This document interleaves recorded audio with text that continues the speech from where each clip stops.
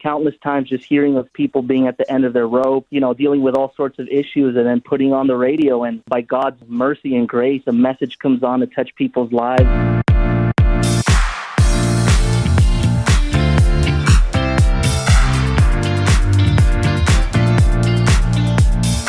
Someone that's already played their part is Victor, who is on the phone with us from Warwick in Queensland. G'day, Victor. How are you?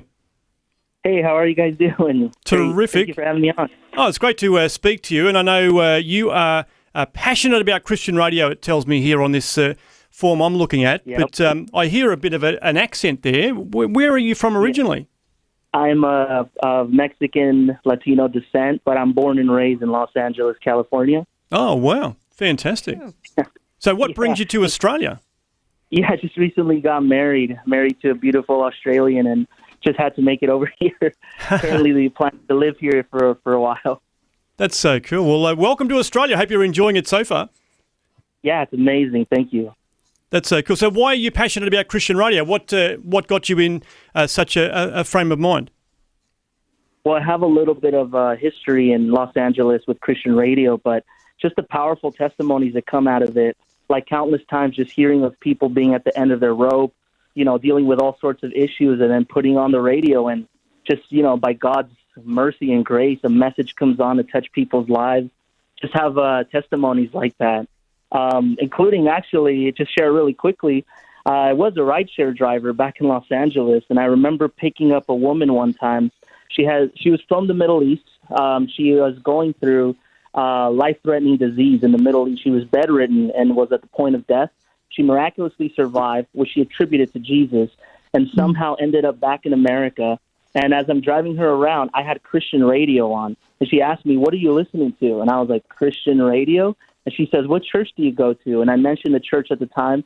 It was a church on the way, Jack Hayford's, and the whole Foursquare movement, the Foursquare denomination. And I'm like, "Yeah, that's where I'm at." And she says, "Oh my gosh, I was baptized by Jack Hayford in the 1980s out of everything." And she goes, "What brought me there was I heard him on the radio, and I showed up to the church, and he was there, and he personally baptized me." I just believe it. I believe in the power of Christian media and Christian radio. That's brilliant. Yes. So tell me, what are you doing in Warwick?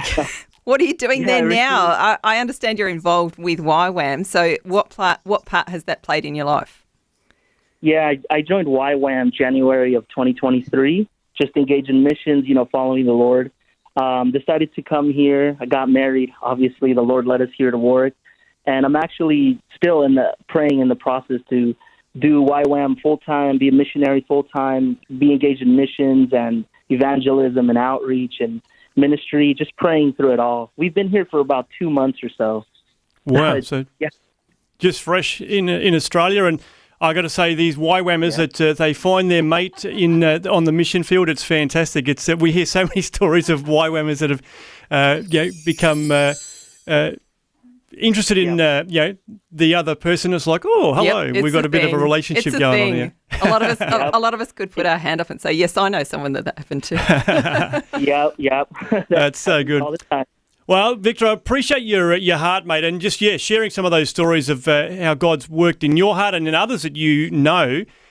We certainly have heard many, many stories like that over the years of God at work over the airwaves. You just never know who's listening and where and when they're listening. It's incredible. So thanks so much for sharing a bit of your story with us today.